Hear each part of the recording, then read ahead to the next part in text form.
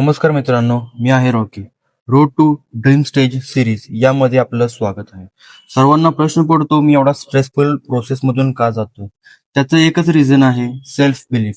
जे तुम्ही सतत विचार करत आहात ते आपली रियालिटी बनत जाते.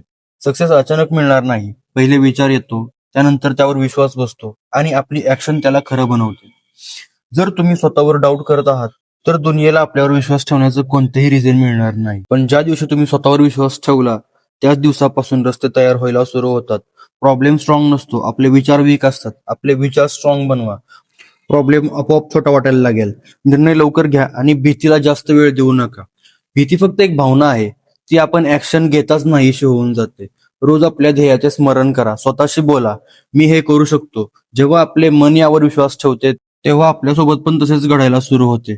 लक्षात ठेवा, विचार बदलले तर सवयी बदलतील आणि सवयी बदलल्या तर फ्युचर बदलेल. आपण फक्त काम नाही करत आहोत, आपण आपल्या विचारातून आपले भविष्य निर्माण करत आहोत. हेच आहे सेल्फ बिलीफ.